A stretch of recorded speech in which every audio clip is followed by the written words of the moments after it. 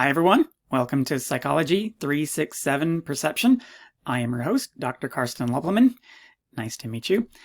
I am coming to you from my home studios. This is where I will be recording the lectures for the course. They will be hosted on YouTube and the links will be posted on eClass. I want to record this video to introduce you to the course, to tell you the kinds of things that I expect of you and the kinds of things that you can expect of me. Mostly, I want to go through the syllabus in some detail. I also want to talk about the assignments, but I'm going to do that in a separate video. So I'm going to be flipping around back and forth. Sorry if that gets a little bit confusing. So I'm actually not going to start with some PowerPoints. I am going to start with the eClass section for this course. So you should have access to that now, and this is what it looks like. So there's just some basic information. The first section is course resources. Now the first link is to a survey. If you were registered in this course a few weeks ago, I did email a link to this survey out to you. Quite a few of you have responded, so thank you for that. I just want to pull up those results and share those with you. Now, if you haven't yet responded to this survey, I'm going to keep this up for a while longer. I do want to hear from as many people as possible, so if you haven't yet responded, hey, no worries, you can still go ahead. I am going through this every few days and reading the most recent responses. So one of the questions I asked was, why did you decide to take this class during this term? And, well, kind of popular response was, I need it for my degree. Okay, I won't let that hurt my feelings at all. Had the instructor before, need it for a degree, had the instructor before, but still you decided to take this course with me. Huh. Okay, well, that's on you. I don't blame me. You know what it's like. Okay, lots of people need it. Some people are interested. Most people just need it. Sounds like it's interesting. Need it from my degree. Okay, so again, if you haven't responded, I do want to read your responses. I hope it's okay that I'm sharing these responses with the class. I don't think there's anything too personal in there. What do you want to get out of the course? Okay, your answers are very deep. Like, this is way different from my second year course and the answers they give. In that course, the number one answer was A+. That's what I want to get out of this course. You people are much more complex and deep than those second year students. Okay, lots of knowledge. Okay, someone wants an A. Come on, A+. Come on, isn't that what you want? Setting your sights low. It's better than shooting for a D, I guess. Okay, lots of good answers, so thank you for that. I do appreciate that. Okay. Then some kind of technical things. What kind of textbook do you prefer? And I'll be talking about this more coming up in the video. So, interesting choice. The most popular choice was ebook. Huh. Okay. If you stay tuned and continue listening, at some point I will tell you how to save some money on the ebook. Hardcover print textbook, pretty popular actually, 13%. Oh, and then here's this one. I cannot afford to buy any kind of textbook.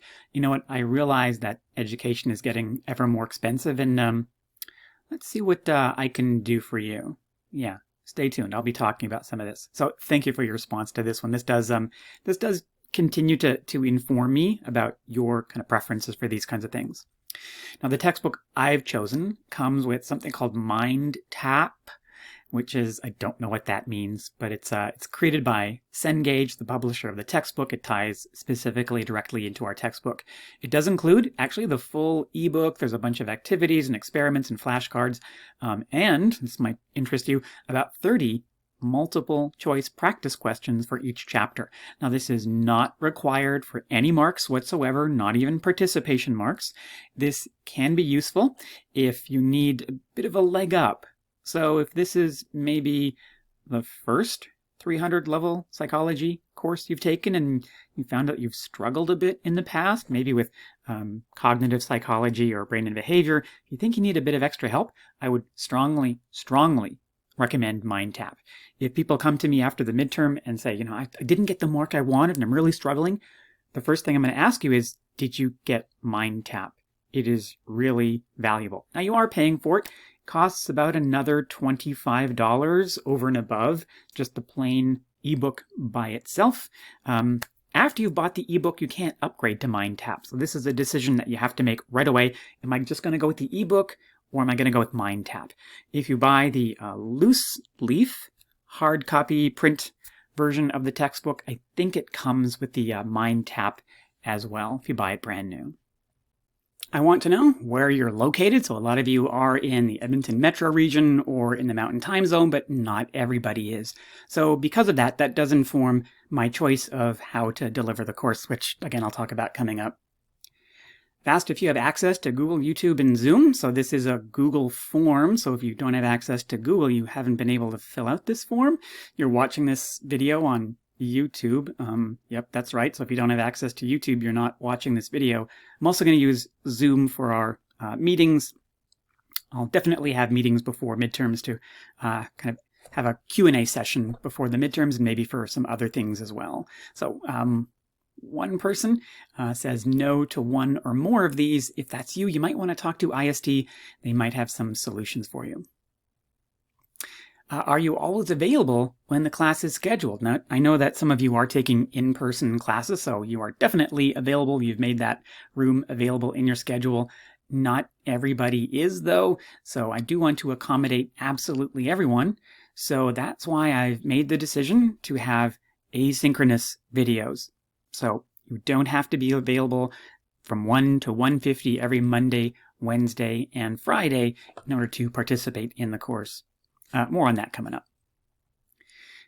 What is your internet like? A lot of you have pretty good internet. Some people are using cell phone data, free Wi-Fi. I can scrounge. I'm just imagining people sitting in their car in the parking lot of a Tim Hortons or something, and some people don't even have any reliable internet access. So these videos are posted on YouTube, and even if you're in a cabin in the woods somewhere in deep, dark Alberta, you should be able to watch the videos. YouTube can adjust the resolution, so it'll be a really lousy quality, but you will still technically be able to watch them. So there is some flexibility in that too. What kind of device are you using? So a lot of people using Windows or Mac. If you are using a Chromebook or a cell phone as the only thing that you have available, I completely understand. If that's you though, you need to contact me, and you need to contact me well in advance of our first midterm, okay? The way that the midterms are run means that I'm going to have to set things up differently for you. So please contact me as soon as possible. Asking about your preference for the online lectures. So synchronous videos, not too popular. Asynchronous that you can watch anytime, pretty popular. And then live videos recorded for later viewing. Well, you know what? They are going to be pre-recorded, asynchronous, but what I'm going to do is post them right at our usual class time. I know some profs like to record videos for a whole week and then dump them on you first thing on a Monday morning. I am not going to be doing that. So if you need that kind of extra motivation, maybe it'll help that I post them right at our regular class time. So if you're finished your other classes, you can go right into this and then catch yourself up with the latest lecture video. In terms of contacting me, it looks like email is pretty popular. Okay, I understand that, especially if you have sort of individualized concerns. So here's the thing. One term, when I did this teaching online, I had 4,500 emails. Yeah, I know that's a lot. So in order to keep me alive, I would ask that if you have questions about course content, even if you think that nobody else has this question, if it's about course content or the labs or things like that that apply to the entire class, I would ask you to post those questions on the eClass discussion forum, which I'll show you coming up. That way I can answer it, and I'll answer it for everybody all at the same time. So that's something that you should keep your eye on, keep up to date in those. Maybe even someone else will jump in and answer the question before even I get to it. I'd like to foster a community of learning. It's not like I'm, coming down from the mountaintop giving you all of this incredible knowledge, but other people can exercise their knowledge too, and we can each help each other out. So that would be great. And maybe we could then just reserve email, like if you have something that is specifically about you, it's a personal thing, you don't want to talk about it out on the discussion forums, and then you can contact me one-on-one. And lastly, how do you prefer to receive course information? So it looks like email is actually pretty popular. So the thing about the eClass forums is they will send out a digest. So you won't miss anything if you take a look at those digests that get sent out in your email. I may send out some email blasts, but actually I think the best thing to do is to put it out on eClass. That way it's like a repository. It's there all semester long and you can refer back to it. All right. So thank you for participating in this survey. Again, if you still haven't, no worries. You can do that up until, I don't know, until I take this down. Probably the last day to add drop, and then after that I'll turn this off. Okay, so that's the survey. We have an announcements forum, so if there's important things that I need to tell you about, I'll post those in here. It's slightly different than the discussion forum, which you can start threads and you can respond back and forth. I will be monitoring that, so if there are important questions, I will try to get to those as soon as I can, but it may take me a little while. So if you think you know the answer to somebody's questions, go ahead and jump in and help them out. That would be appreciated. I have my course website. So there are certain things that I just can't do on eClass. So I have things like my syllabus, lecture notes, and other things on my course website. So it's not behind the eClass login wall or anything. So here it is. So there's a few things that I do want to go through. If there are some other news and updates, I tend not to post a lot of things here. I do like to post them on the eClass announcements forum, but there's some things I'll go through later on. I'm going to spend a bit of time actually starting with this one, and that's the syllabus. I do want to go through this with you. Now, I'm not going to be reading it out to you because this is your job. You need to read through this. What I'm going to do is kind of hit some highlights, shall we say, draw your attention to some things, but this is not a substitute for you reading through the syllabus, okay? It takes me many, many hours to make this up because it's kind of like answering all the questions that people have. I've put that in the syllabus. The worst thing is to post a question on the discussion forum and it's like, are there TAs for this course? Yes. Yes, there are. If you read the syllabus, you don't want to be that person, do you? Where you get 10 people scolding you for like, read the syllabus. All right, so there's my information here. We got a couple of TAs I'm going to be working with this semester. There are some prerequisites, either Psych 275, that's brain and behavior, or 258, cognitive psychology. You have to have taken those first. You cannot take them concurrently with this course. Don't ask. Yes, I know there are waiver forms, and yes, you can sign it, and I can sign it, but the official person who goes to make this decision is going to say no. So unfortunately, no. You have to have completed either one of those courses first.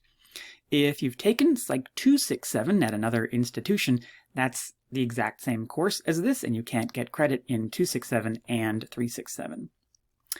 All right. I do have the course objectives, which are very broad. Also, learning outcomes, which I'll actually present to you in every different lecture topic. So the course objectives are pretty broad. I'm going to be talking about perceptual phenomena. I'll be talking about the nature of stimuli, our processing of those stimuli, our subjective experience. There's all kinds of stuff. And to get to that, we need to understand things like sense organs, physiology, the nature of receptor neurons, neural pathways in the brain, and all kinds of fun stuff. This is a little bit better than the official course description that you see on Bear Tracks, but you'll see as we get into it what this course is going to be about. On to important things like assessment. Now, back in the in-person, excuse me, back in the before times, before the pandemic, what I would do at the end of every lecture is do an interactive poll in class. So I can't do that. So what I've done is I've taken those questions and I've put them on eClass now. And I call these the eClass lecture quizzes. These are worth 5% in total, and it's basically a participation mark. Even if you get every single question wrong, as long as you do at least one question in every poll, you will get 5% towards your final grade. Now that being said, these are really, really useful. They are multiple choice questions which help you practice your retrieval. Even if you get them wrong, it doesn't feel like you're learning, but the data, the science shows us that just by answering multiple choice questions, you are strengthening your memory. I know it doesn't seem plausible, but the evidence is very, very robust. Okay, now if there is one that you end up that you can't do, I will add the weight of that to your final automatically. You don't have to ask me, but really you should be doing all of these quizzes. There is a deadline for doing it, and now I can't remember if it's the last day of classes or the day before the final exam. I do want you to have finished these. So optimally, you would watch the lecture videos, and then immediately after or within like 24 hours, you would do these e-class lecture quiz for that particular lecture. It assesses your understanding and remembering of what you've just learned about. Again, it will also enhance your retrieval. So it's like a win-win. There are online labs. So one of the cool things about perception is that, well, as you'll see, I'm going to be showing you lots of really cool stimuli and demos and things, but there's really nothing like actually getting your hands on and doing an experiment on yourself. And that's where the online labs come in. You do not have to purchase any kind of access code. It's not part of the Mind Tap or anything else. I've actually found some pretty good websites for free. They're called Open Educational Resources. That's the pedagogical buzzword for them. Basically, they're free. One of them does require you to set up a login and password, but it's still completely free. And this does tie into course content. So I will present a lecture, ask you to read a certain part of the textbook, and then you can do the associated online lab. You could technically do the labs now, but you'd just be like pushing buttons and you might not understand exactly why you're doing it. You will not be marked based on your data itself. Like, did you get exactly what we would expect to get? No, this is not a physics lab or a chem lab. Okay, this is psychology. We do things differently. So as long as you do the lab, okay, that's great. Your marks are based on questions that I'm going to ask you about your understanding of the underlying concepts for the labs. Now, there's a bunch of reasons why I do this. It's a great hands-on experiential learning component. It ties into the theoretical concepts I'm going to talk about. You're going to develop your data visualization skills. Again, that's a fancy buzzword for graphing. So I'm going to ask you to do a bunch of different kinds of graphs, and it's a really important skill to have if you can tell an employer that I have no problem creating a graph in Microsoft Excel. All right. I'll have a separate video about the online labs. Otherwise, this video is going to run on too long and people are going to start falling asleep. So that's going to be a separate video. There is a proctoring trial that is worth 1%. This is also a participation mark kind of a thing. I'm going to have 10 questions for you, and the questions are actually taken from the e-class lecture quizzes, but I'm going to ask you to do this proctoring trial of 10 questions really early on in the course. And this is before you've learned about anything that will even allow you to answer those questions. So what I'm hoping is you'll get all these questions wrong. Yes, that's actually what I'm hoping. And then I'm going to compare your performance on this to the questions after you've watched the videos, after you've read the textbook, and what I'm expecting is it will demonstrate learning. So your performance after the lectures is going to be better than before the lectures. Does that make sense? And this is part of a committee that I'm on. We're looking at ways of evaluating teaching. That's more than just the end of term ratings. Now, the reason why I'm doing this proctoring trial is not just for me, but it's for you as well. I am going to be using a couple of pieces of software when it comes to the exams. So there's proctoring software and exam integrity software. I'll talk more about this coming up, but a preview is I need you to test out this software first. And this is a very low stakes way of testing it out. This is worth 1%. If you try this proctoring trial and for some reason it doesn't work with your computer, okay, now you've got the opportunity to work with eClass and IST support to get it working for the exams. That way, when it comes to the high stakes assessment of, say, a midterm, you're not all nervous and sweating and like, is this going to work? I've never tried this before. No, you have tried it before. You've done the proctoring trial to get that 1% mark towards your overall mark, and you can be confident that it's working now. Absolutely. So please, I know it's only 1%. I know it's small, but please do the proctoring trial. It is not available as of yet. I will let you know when it is available, and there's also going to be a deadline for this, which I'll talk about coming up pretty soon. Okay, speaking of high-stakes assessment, there are 2 midterm exams worth 25% each. They have really cranked up the enrollment in this class up to 190 now, and it might even go higher. Because of that, I really have to have multiple choice exams. It's not my choice, but there's really no other way of doing it. The exams will assess your learning of the lecture content in the videos and in the textbook as well. So it's about a 50-50 split of material between the textbook and lectures. That being said, there's also a lot of overlap in content, as you'll see as you start watching the lecture videos and reading the textbook. All right. Again, because we are in the remote online situation, it's really impossible to have a review session for the midterms, unfortunately. And I know you really want to take a look at your midterms and go over them question by question. I can't really do that, unfortunately. Partly, a lot of the questions that I use do come with the textbook, and they are copyright, and I'm not allowed to release those. The publisher would it would kind of sour my relationship with the publisher if they found out that I was making those questions freely available. Also, the questions that I use based on my lecture videos, I'm pretty confident that they're good questions because I have a lot of exam analytics about those questions. I know that they're not too hard. I know that they're not too easy. I know that they can differentiate among the learning of the people in the class. If I kind of let those questions get out, I really can't use them on an exam again, and that means the next time I teach this course, I've got to make up a whole hundreds of new questions, which is an enormous task, number one, and number two, I will have no data on how good those questions are, and that's really not fair to the next class that takes this course. What I'm going to do to kind of make up for the fact that there is no review available for the exams, I'm going to give you a ton of exam analytics. I will be kind of vaguely describing which questions gave people the most difficulty. Okay, if you can't write an exam, there's a small amount of flexibility. So I realize some of you are in person, and when the exam time is, you got to rush and find like a quiet spot on campus and start taking the exam. So if you can't start the exam exactly at 1 o'clock, that's not a problem. Don't worry about it. Just shoot me an email and we can work something out. That being said, if you want to start the exam 2 hours later, after everybody else is done, that really doesn't work out. So keep that in mind with your schedule.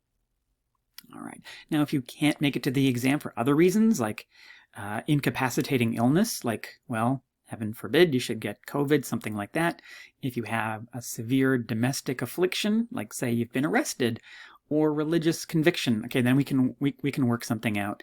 If there is a legitimate religious reason why you cannot write any of the exams, so first of all, take a look at the schedule and see if there's any particular religious date that coincides with those. You need to let me know within the first 2 weeks of class. If you let me know the day before, I may not be able to accommodate you.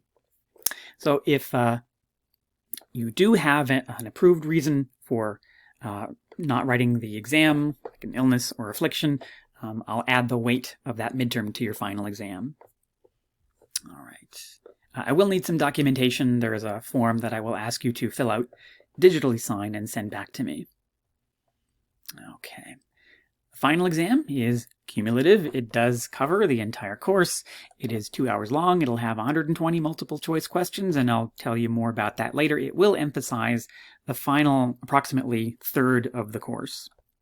Okay, now again, to write the exams, because of the proctoring and exam integrity software I use, you need to have a computer that works with a webcam and a microphone. All right. Next, the required textbook and reading. Okay, so I'm going to talk about the textbook. I'm going to flip out of this back to my PowerPoint because I want to talk about that in a bit more detail.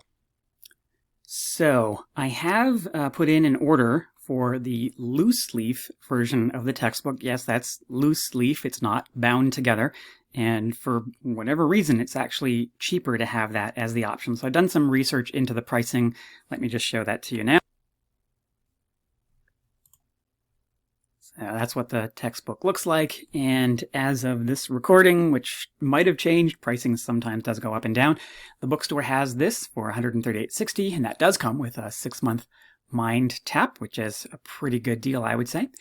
If you buy this directly from the publisher, which is Cengage. That's $129.95, and that is Canadian dollars, again with the 6-month MindTap.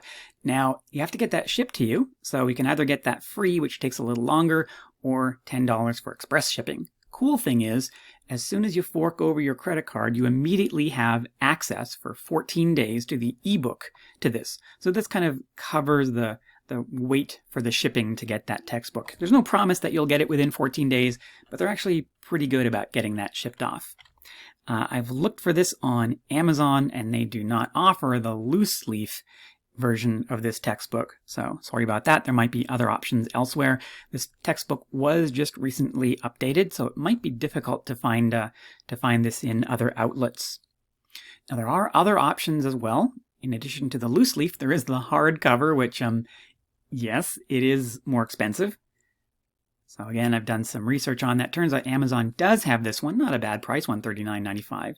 I can't confirm for sure whether or not that has MindTap.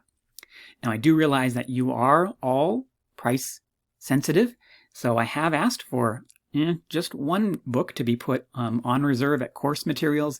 I have talked to the library, and they're going to take a look at the enrollment, and they might be able to order additional copies of this in. So if you've never used Course Materials, you can sign something out for, I think, 2 hours at a time. So this is technically still available to you without any cost. Now, looking at my survey, there was pretty strong preference for ebook. Maybe you've gotten used to reading ebooks these days, so I've looked into that. So there are some options. So the bookstore can actually sell you the ebook. So it's $100. It does include MindTap. You can also buy that from the publisher for the same price. If you want to get just the ebook by itself, that is a possibility. They call it the e-textbook. It's about $75. And then lastly is website called VitalSource, which is put together with a partnership with a number of publishers, so it is legitimate. Okay, it's not some shady Russian website or something. They do also offer the ebook, but it's like $1.50 more. So screw you, VitalSource. So just to talk a little bit about MindTap and what that's like, if you've never heard of it before, MindTap does include the full ebook. They also have, oh, heaven help me, all other silly names for things. The See Now homework. Okay, and that includes some activities you can do, some perception activities, quizzes, chapter quizzes. So these are the multiple choice questions and some activities. Again, I'm not assigning these. These are not the online labs. But if you want to have some fun doing these, okay, go ahead. There's flashcards, so if you like flashcards, you don't have to make up your own. These are baked right into the MindTap. Again, this is not required for marks, but if you think you need the extra help, I will say, yeah, go for it. You can do it in any browser. They also have their mobile apps, if that's your thing. I'm kind of required to tell you that if you do go with MindTap, there is a course key. Now, this is not an access code. Okay, an access code is something you pay money for. Okay, the course key gets you access to the thing that I've set up for our course. So for example, I'm not assigning every chapter in the textbook. If you want me to kind of look over your shoulder to see how you're doing in MindTap, if you have questions or concerns about your performance, then I would go into it and look into it and see how you're doing, see the kinds of things that are giving you problems. You will have to create a login and password and all that kind of thing. And your data may not be held in Canada. It might be held outside of Canada. So if you're worried about someone accessing your performance on this, there might be other access to that. Okay. The commercial is now over. Okay, so again, there's the textbook. And you know what? Cengage, I have a pretty good relationship with them. They've sent me a code. If you put in this code when you buy the ebook, you're going to get 10% off. Not sure if it works for the ebook MindTap combo, but I guess you could give it a try. All right. And again, it's also available in the library. Now, the textbook covers a lot of things that I'm happy with, but it's still a bit short on some things. So there is one additional required reading. Good news is it's completely free. There's a link to it on eClass, and it's about synesthesia, which I like to talk about. All right. Next, we have the schedule of classes. So I'll tell you, things will not change. So we have the dates of the midterms. If it turns out that you have 3 midterms on the same day, you know what you can do? You can actually study really hard and take all 3 of those. I don't mean to be facetious, but there is no rule that says that you're not allowed to write 3 exams on the same day. No. You know they're coming up. At least I'm telling you about when my exams are. You can study and prepare for them. I can't move the times and dates of exams around. I'm sorry. Okay, so I do have some important things like the proctoring trial. So that hard deadline is sort of 11:59 p.m. on Wednesday, September 29th. Again, it's not available yet. I'll let you know when it is available. I also have the due dates for the online labs. So the asterisk means, okay, the first one, signal detection, is due on September the 10th. Again, I'll talk more about that in a separate video. So here are the assigned readings. Notice we're kind of going a little bit out of order. The appendices are actually at the back of the textbook. I'm still getting used to the 11th edition of the textbook, which has major changes. They dropped one author, they added a new author, they've reorganized some stuff, they've dropped a chapter, they've added a chapter. So I might refer to something like Appendix D. Yeah, that's been removed. So if I ever refer to that, I'm sorry. That's my bad. So we are skipping chapter 5 and coming to it after the midterm, okay? So please refer to this in case you're wondering, whatever happened to that section on object perception? Okay, we're getting to it. It just, for me, it makes more sense to present it that way. By and large, this does kind of sort of tie into the textbook content as much as possible, but it's not a complete match. I mean, you ever have a prof who like literally reads out of the textbook? Yeah, so I'm not going to be doing that, I promise. Okay, looks like we got a holiday, Thanksgiving. Look forward to that. Okay, and we got a reading week in there. Okay, we got 7 labs. I know it's kind of an odd number. I used to teach this course and have 10 labs, but it's kind of hard to cram them all in. So I've decided with 7 labs, because why not? I can do that. Okay, we've got the exam tentatively scheduled online for Tuesday, December 14th at 2 o'clock p.m. Put that into your calendar. You know what? You don't have to put it in your calendar. I'll talk more about that coming up. All right. If you can't write the final exam and your reason is approved by your faculty, you know all this already, right? Here's the deferred final exam. Okay, next to the more important stuff, the grading. So I've taught this course enough times to know where the marks are going to fall. So this is a pretty fair breakdown. I think if you end up with, let's say, an 85.4, well, I apply common rounding, so you're going to end up with an A-. Congratulations. If you get 85.5, well, my spreadsheet is going to tell me that, congratulations, you are getting an A. I can't bump people up arbitrarily. I do have to stick to this grading scheme. Next is my section, which I, tongue-in-cheek, call the fine print, but that doesn't mean skip it, okay? This is some pretty important stuff. I mean, it's so important, I have to put this in my course outlines. So please do take a minute to take a look at this document and read carefully through this. I know it's not the most exciting thing, but it's important that you know what your rights are, what I'm expecting of you in this course, okay? Lots of really important stuff in here. And that's not the end. Now, I have to say this is version 1.08. It's the most recent version as of right now.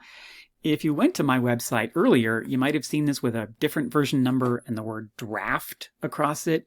If you still have that, you're hanging on to that, delete that. Okay, this is the most recent version.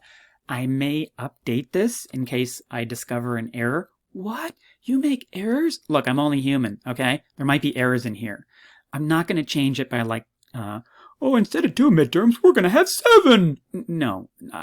But if there's important things that I need to change, I will be making incremental, tiny little adjustments. So just keep an eye on that. I do have an appendix because, of course, we are in the remote teaching and learning situation. So again, it's important for you to read through this. There are some requirements for doing a course remotely, and there are some technological requirements.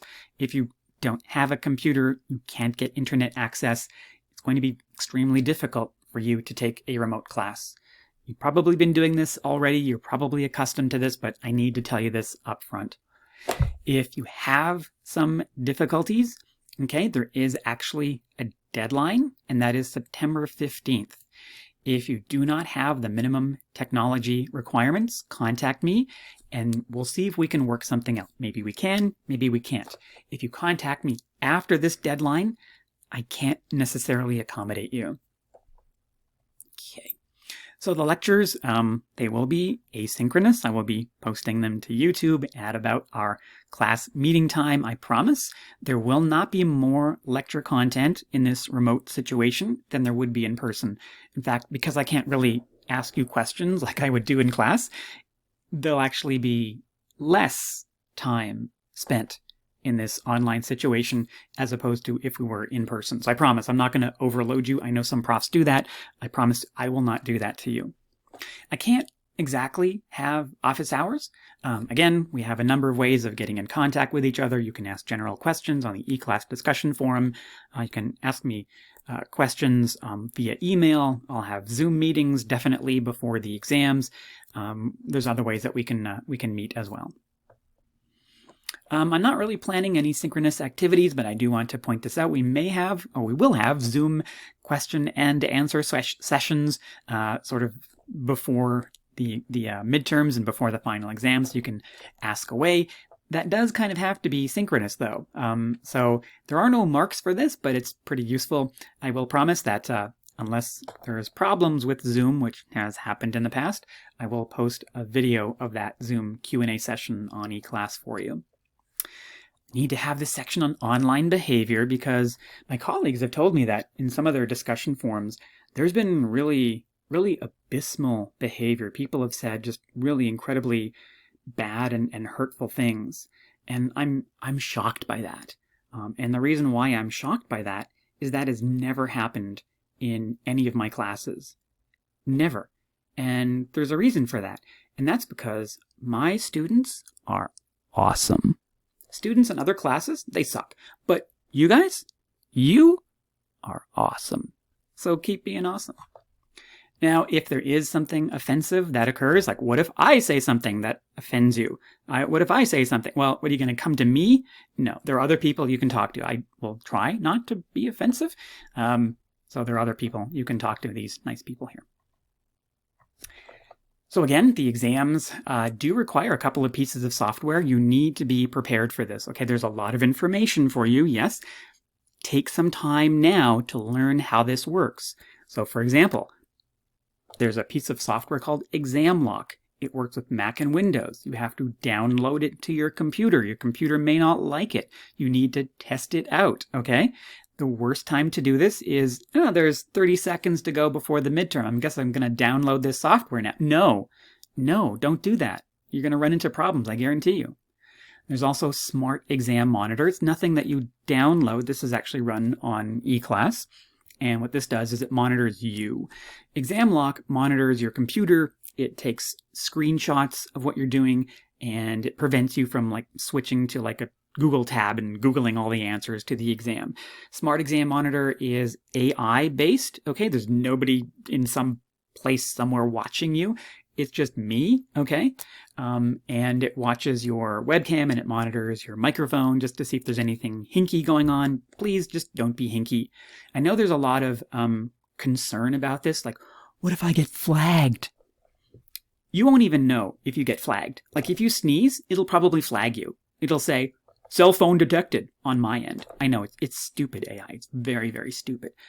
It's not going to kick you out of the exam. It's not going to give you an automatic 0. It doesn't work that way. You won't even know that you've been flagged. In fact, about 1% of people are not flagged.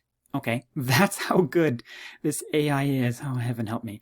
Okay, so what I have to do after the exam ends is I have to go through and look at all these little videos to see oh my gosh, that person, they sneezed. Okay, that's fine. I'll erase that flag. Don't worry about it. I've never had one student who I have caught, I'm doing air quotes, caught cheating using this AI software. Why not? Because my students are awesome. I just said that a couple of minutes ago. Okay. There's some links that you probably should hit just, to understand about your data and how it may be used, your images. If you do not agree to that, hey, maybe you can take this course from somebody teaching it maybe in person next semester. And information about, what is this? COVID-19? What is that? Okay. And then information for students. I'm required to tell you about all of that. Okay. Wow. I have spent a lot of time going through the syllabus, and I'm not even done yet. Okay. The rest of it will go a lot more quickly. So the syllabus is kind of viewed as a contract between instructors and students. I've explained what you can expect of me and what I expect of you. I have a course calendar, and I've set this up with important dates in this course. So you know exactly when things are going to happen. Let's see what's happening on September 1st. That's the first class. Aw, isn't that cute? And we got, the first online lab is due. And notice it's due at 13:50. That's 1:50 Mountain Standard Time. So please, or is it daylight time? I can never remember. Mountain time, anyway. So it's not 11:59 p.m., okay? So please make note of that. Now, the cool thing about this is if you hit this link, you can add my calendar to your calendar app that you use on your phone, and it will send you email reminders. Isn't that cool? You're welcome. The things I do for you. Let's see, what else do I want to do? Online labs. So again, I'll have a separate video about the online labs document, which is, it's not on eClass, it's on my website. So that's coming up later. Here's a link to eClass. That's where we started. Here's a link to, I think this is the Mind Tap section that I set up for you, so you can get to that from here. This is a separate link down here, which gives you instructions for how to sign up for it. It's really not difficult. Don't worry about it. A link to perception websites. So as I'm teaching, I might go, and if you want to know more about this, there's a link on my website. These are not links to 120-page research papers, okay? I promise. A lot of these are really short. Some of them are interactive. You can, things like explore your blind spot. Yeah, well, we're going to have a lab on that. But just kind of brief things which will elaborate a little bit on some of the things I talk about in the lectures themselves. Here's a link to my homepage. Oh, look, there's me. There's my family coat of arms, and there's a logo that I made up for myself. It's a bunch of weird stuff. Okay. In case you want to know anything more about me, like which world records I hold, you can read my frequently asked questions. Courses, you can take a look at what courses I teach and stay away from me in the future. Good grief. Let's see. Again, the news and updates, important things. So here's the textbook, 11th edition errata. Yeah, it's in the, you know how old this textbook is? When I took this course, when I was like you, I used the 2nd edition. Excuse me, it's my old man voice, which is really close to my normal voice. That's disturbing. So it is the 11th edition, and yes, embarrassingly, there are some errors in it. And some of them are kind of differences of opinion, but others are just outright errors. So before you email me, I don't get this. This is wrong, I think. You know what? Have a look at this page and make sure that it's not an error. Now, it might be that you find something and you send me an email. If you're the first person to discover a new error, I will give you $2. I will PayPal it to you. $2. That's what I use. I use PayPal. Okay. I'll PayPal you $2 if you are the first person to find an error. And because this is a brand new book, I bet you there are some errors just waiting to be found. So if you want to make some money, one person in a different class actually took me for like $30 one semester because they just found so many errors. Okay, so but I want to know the errors. I want to pass them on to you so that these errors don't get in the way of your understanding. Now, it might be that you read something, you say, I think I found an error, give me $2. And I'll be like, oh, no, you just misunderstood the concept. This is called a teachable moment. So now I have the opportunity to tell you about how it really is. So now you understand the material, and I don't have to give you $2. I call that a win-win. Turns out the Mind Tap has some errata in it as well. These might have been corrected, maybe not. So if you come across those, again, refer to this page, which I will continually update. Okay, did I cover everything? No. It's my lecture notes. So yes, I will be recording lecture videos posted on YouTube, which you can watch at 2x speed. Sounds like I'm talking at 2x speed right now, isn't it? Okay, I'm sorry. I'll slow down, I promise, when I start teaching. Okay, but these are the textual lecture notes. Okay, so I've got all the lecture notes up until the first midterm up and running, ready for you. But if you look at them, oh look at, there's like blanks, there's words missing. So this is called active learning, where I put some of the work of learning on you. What I would recommend is that you could print these out, follow along with the lecture videos, and fill in the words. Okay, it's not super interactive, but it does help the learning process. Okay, now if you don't want to print them out, don't have a printer or whatever, here's what you can do. Go to the lecture notes that you want, and what I can do is right-click and copy link. Okay, next, open up your word processor. Look at it's Word. And open. Now instead of putting the file name in here, what I'm going to do is right-click, paste, and there's the URL of those notes. Open. This may take a couple of minutes. I've got a pretty fast computer, so wait a minute. There we go. And now you've got it with all my beautiful formatting. I try really hard to format it, and there's even the images in there and everything. And what you can do is type in the words, and now you have it in a Word document. Yeah, you're welcome. Okay. I will be updating these and posting these as we get closer to those. Down here is references. Now these are the studies, books and book chapters and things that I've gone to create this course. These are all in what's called APA style, 7th edition. So I like to keep track of the sources that I use to create my courses. Now I'm not showing this to you to show off. Anybody who teaches a course will go to at least this many sources. I just like to keep track of it. And maybe there's something I talk about in one of the lectures and you'll go, hey, I'd like to learn more about that. These references give you enough information to find those sources for yourself, if you're into that. Hey, some people are keeners. Okay, so that's covering everything in my website. Okay, let me go back to where I started, and that was eClass. So again, we just came from my instructor's course website. Okay, I've got information like how to access your MindTap course. I won't go over that. Here's a list of changes in the 11th edition of the textbook. So some of you have already asked me, can I use the 10th edition? Okay, so about half of the questions on the exams will come from the 11th edition. There may be questions that you cannot answer if you have an old edition. Maybe you can find the 10th edition for cheap. You know what? I bet you can find the 2nd edition for like super cheap. But do you want to get the best possible mark in this course? Okay, so I'd strongly recommend the 11th edition, and this actually lists all of the changes that they've made to the 11th edition. There's quite a lot there, in case you're wondering. Okay, I've got a set of images, so in my lecture notes I can't post copyrighted images, so I put them on eClass because eClass is not the internet. I will be posting the lecture videos and the eClass lecture quizzes. That's what I mean by quizzes. They'll be in here and they will be posted again Monday, Wednesday, Friday at 1 o'clock. I might finish early and there might be days with no lecture videos to watch. Okay. Here are links to the online labs, which again, I'll talk more about. Now, when you submit your lab, I'm going to ask you to submit a document like a PDF, which is going to contain maybe a graph that I'll ask you to do.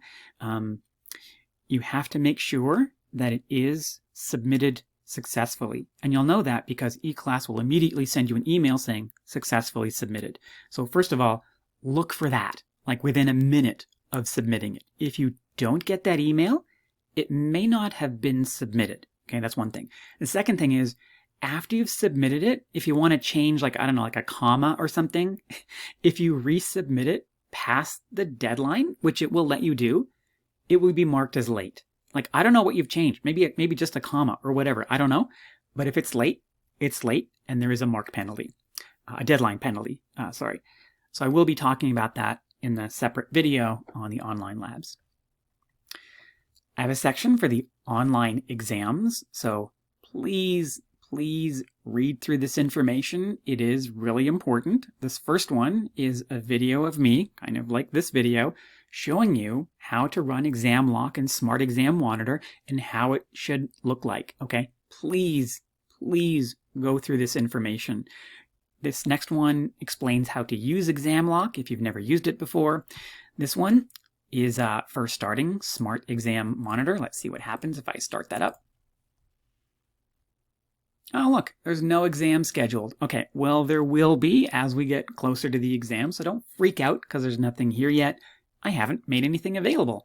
Things will appear about 20 minutes to half an hour before the exam start time, okay? So this is how you start up the exam. If you need to download ExamLock for Windows or Mac, we have links there. There's troubleshooting information. Can I just say this once again? Please take some time to read through all of this information. I know it's a lot. I know it's boring. This will all help you. Read through all of this before attempting the proctoring trial. The proctoring trial will test out all of the software so that you know you're good to go when it comes to the exams. I can't emphasize this enough, how important this is, especially if you've never done this before. All right, and then I have some textbook resources. Again, I have a pretty good relationship with the publisher, so I was able to get some let's say, sample multiple choice questions that tie into different chapters of the textbook. I wasn't able to get any for the music chapter. If I have time, I'll try to come up with some for you if I have some free time coming up. Now, these are not the same as the E-class lecture quizzes, okay? These are completely different. There is absolutely no marks for doing these. There's not even participation marks. These are just for fun. Okay, but it is good retrieval practice. Read through the chapter, and then within 24 hours, take the associated quiz. It will assess how well you've remembered and understood the material, and again, it's that retrieval practice that will solidify those memories. Taking this quiz is actually going to lead to better learning and performance than rereading the chapter. I know, it's like magic. It's wonderful. Okay, so I don't have any practice or sample exams available. This is kind of the next best thing. These questions were written by Bruce Goldstein, who wrote the textbook, so they're very similar to the kinds of questions that you might see on the exam that are drawn from the textbook. Okay, so I've given you quite a bit of stuff to do, haven't I? So read over the syllabus, read over all this information about the online exams. That's a lot. That's going to keep you busy for a little while. Okay, and this may inform your decision whether or not you want to take this course. Okay, now I do want to provide some reinforcement as well. If you're wondering what these boxes here on the right are, so after you've done something, like if you've checked this out, what you can do is, watch this. Boom! Oh yeah, I checked that sucker off. Some people find that reinforcing. I don't know. So it's kind of a visual reminder that, okay, I've done this thing. And there will be these check boxes for all of the lecture videos, so you can kind of keep track of your progress as well. Some people find it reinforcing. I don't know. Okay, so there are other things that also inform your decision whether or not you want to take a course. So you flip back to my PowerPoints. It's the instructor. Like, do I want to take this course with this person? I don't know. What are they like? So let me tell you a little bit about me. Don't skip the video. Watch this. Watch this part. Okay, so I started off in computing science and did so well that I changed over to psychology. Nothing wrong with computing science. It wasn't my thing. Took psychology, loved it, did research, and I got my degree with distinction, modestly. That means you're on the dean's list for at least the last 2 years of your degree, or 3, modestly. I got all of these degrees here at U of A. Yay us! My area of training is experimental psychology broadly, and more specifically, sensory processes, perception, and psychophysics. So yes, I am qualified to teach this course. That was interesting in and of itself, but I was also interested in applications, and that's called human factors and ergonomics. So I do teach a course in that as well. And as part of that line of research, I have ongoing research on human error in medicine, and I'm constantly doing research on trying to improve teaching, learning, and technology. I've gotten a few teaching awards over the years, which is humbling. Based on the end-of-term evaluations, the department used to give out awards. They haven't for the past few years for technical internal reasons. But when they did that, I was placed on the honor roll 20 times, 5 times for this course, and I got the honor roll with distinction, modestly, 144 times, 34 times for this course. That just makes me feel old. I have won a number of teaching awards. This is not a complete list. I am not bragging. If you know me as a person, I'm not one to brag. It humbles me to see that I've won these awards. In fact, showing you this makes my job all the harder, because if you think I'm so great, now I have to work extra hard to meet your expectations, which I will try to do. Yeah, I've been teaching for over 25 years now. This is my 28th year of teaching. I was going to do my old man voice, but I don't think I have to anymore. I am a full faculty lecturer for the Faculty of Science. I'm also a consultant for Cengage Canada. Cengage is the publisher of the textbook that I've chosen for this course.